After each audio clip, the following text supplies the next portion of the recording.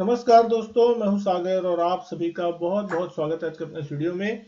आज इस वीडियो में हम बात करने वाले हैं एचडीएफसी बैंक के क्वार्टर फोर के अपडेट्स के बारे में। क्वार्टर फोर के अपडेट्स जो हैं एचडीएफसी बैंक ने आज सुबह सुबह जारी किए और उसके बाद स्टॉक में एक जबरदस्त मोमेंटम देखने मिल रहा है। तो क्या ऐसे अपडेट्स में आते हुए दिखाई दे रहे हैं जो कहीं ना कहीं मार्केट को पॉजिटिव लग रहे हैं।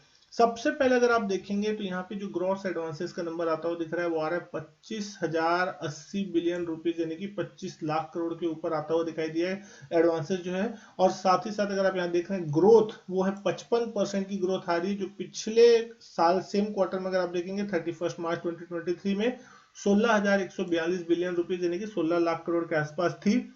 लेकिन यहाँ पे एचडीएफसी बैंक और एचडीएफसी लिमिटेड का जो मर्जर था वो अनाउंस नहीं हुआ था, तो ये नंबर थोड़े आपको ओवर हाइप जरूर दिखाई देंगे, लेकिन यहाँ पे कंपेरेबल नहीं है। लेकिन क्वार्टर ऑन क्वार्टर आप देखेंगे 1.6% की बढ़त है। 24,693 बिलियन रुपीज, लगभग 24 लाख करोड़ के आसपास के नंबर से बढ़ के 25 लाख करोड़ के आसपास का लोन का नंबर आपको यहाँ पे देखने को मिल रहा है। साथ ही साथ अगर हम बात करें डिपॉजिट की बैंक के इस क्वार्टर में, तो वो बढ़ के लगभग 23 लाख करोड़ के पार निकल चुकी है। तो इस बार आता हुआ दिख रहा है 23,800 बिलियन रुपीज का नंबर, यानी 23,80,000 करोड़ के आसपास का जो नंबर है डिपॉजिट का इस बार होता हुआ दिख रहा है। 26% की साल दर साल ग्रोथ है। पिछले साल ये नंबर था लगभग 18,83,000 करोड़ के आसपास का, यानी कि 18,834 बिलियन रुपीज आप यहाँ पे मान सकते हैं। लेकिन क्वार्टर ऑन क्वार्टर कंपेयर करें जो कि रियल होगा, 7.5% की ग्रोथ है। 22,140 बिलियन रुपीज यानी कि 22,14,000 करोड़ के आसपास से बढ़ के ये आंकड़ा 23 लाख करोड़ के पार निकलता हुआ दिख रहा है। तो अब जो सबसे बड़ा एक इंपॉर्टेंट चीज था वो था लोन टू डिपॉजिट रेशियो। तो दोस्तों अगर यहाँ पे आप लोन टू डिपॉजिट रेशियो को कंपेयर करने की कोशिश करते हैं तो आपको देखने को मिलेगा कहीं ना कहीं किस तरीके का नंबर है। तो आप यहाँ पे लोन कितना आ रहा है 25,080 डिवाइडेड बाई करते हैं आप 23,800 जो कि आपका डिपॉजिट है। तो लोन टू डिपॉजिट रेशियो जो है ऑलमोस्ट 1.05 के आसपास आता हुआ दिख रहा है, जो कि कहीं ना कहीं पिछले क्वार्टर के मुकाबले रिड्यूस हो रहा है, जो कि पॉजिटिव मार्केट मानेगा, क्योंकि पिछले बार ये आंकड़ा लगभग 1.11 1.12 के आसपास चला गया था। साथ ही साथ अगर हम बात करें कासा डिपॉजिट रेशियो की, तो लगभग ये आता हुआ दिख रहा है 9,090 बिलियन रुपीज, जो कि 31 मार्च 2024 तक का है। 8.7% की बढ़त है। 8,360 बिलियन रुपीज था पिछले साल सेम क्वार्टर में। और क्वार्टर ऑन क्वार्टर देखें तो 8.8% की बढ़त है 8,356 बिलियन रुपीज के मुकाबले। रिटेल कासा जो है ऑलमोस्ट 8.8% से बढ़ती हुई यहाँ पे दिखाई दे रही है।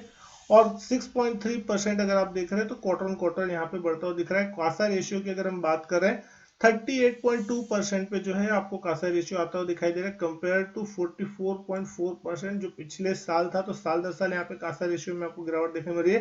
लेकिन क्वार्टर ऑन क्वार्टर देखेंगे तो 37.7% से बढ़ के 38.2% इस क्वार्टर में आपको कासा रेशियो होता हुआ दिखाई दे रहा है। साथ ही साथ अगर आप देखेंगे तो एचडीएफसी और एचडीएफसी बैंक का जो मर्जर है वो हो चुका है। तो अब कहीं ना कहीं नॉर्मलसी की तरफ स्टॉक बढ़ता हुआ दिखाई दे सकता है। और आज अगर स्टॉक प्राइस के लिहाज से देखें तो दिन बहुत ही शानदार एक गैप अप ओपनिंग आपको देखने मिली है, और उसके बाद से स्टॉक कहीं ना कहीं एक शानदार परफॉर्म करता हुआ दिख रहा है। 2.5% की तेजी के साथ स्टॉक अभी 1520 के आसपास कहीं ना कहीं कारोबार कर रहा है। लगभग 2.5% की तेजी। इंट्राडे हाई अगर अभी देखें 1526 का लगा है, तो कहीं ना कहीं स्टॉक 2.5-3% की बड़ी तेजी। और वॉल्यूम्स भी जो है अगर आप देखेंगे अभी सिर्फ 15-20 मिनट हुए मार्केट खुले, 92 लाख शेयरों से ज्यादा का वॉल्यूम आपको अभी तक देखने को मिल चुका है, यानी कि हैवी वॉल्यूम के साथ। तो जिनकी शॉर्ट पोजीशन थी 1500 का जैसे ही लेवल कटा उसके बाद से ही आपको एक वैल्यूएशन के ऊपर देखने मिल रहा है, और साथ साथ शॉर्ट कवरिंग फ्रेश बाइंग भी आपको इस स्टॉक में देखने मिल रही है।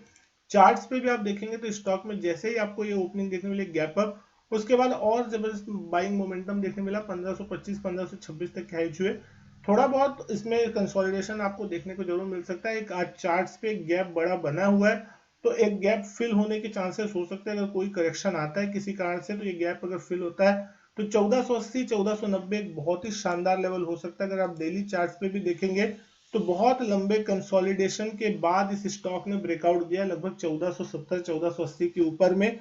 तो पिछले 2 दिन से स्टॉक में थोड़ा कंसोलिडेशन देखने मिला था, 1500 को पार नहीं कर पाया। लेकिन आज जैसे ही खबर आई 1500 के ऊपर खुला और खुल के लगातार तेजी दिखा रहा है। तो अब इसके लिए सबसे इंपॉर्टेंट लेवल होगा 200 दिन का ईएमए, जो कि लगभग 1530 के आसपास का है। अब देखने वाली चीज होगी 1530 के लेवल के आसपास टिकता है नहीं टिकता है, या फिर उसके ऊपर जाता है नहीं।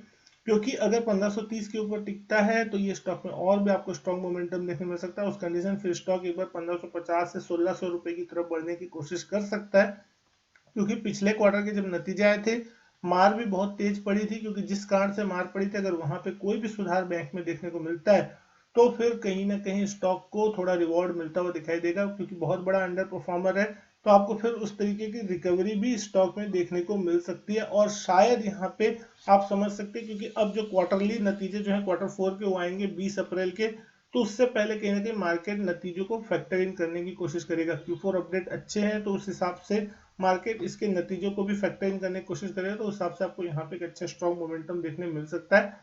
कोई भी डिप आती है तो फ्यूचर में लॉन्ग टर्म इन्वेस्टमेंट के लिहाज से स्टॉक में खरीदारी कर सकता है आदमी, लेकिन नजरिया ऊपर का होना चाहिए, थोड़ा 2 साल 3 साल मान के चलिए, क्योंकि स्टॉक ने बहुत लंबे समय से कंसोलिडेशन दिया है।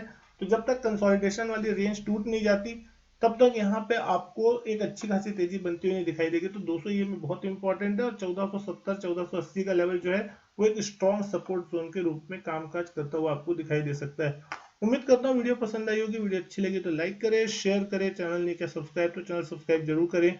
मैं आपसे मिलता हूँ अपने नेक्स्ट वीडियो में, तब तक के लिए goodbye and thank you.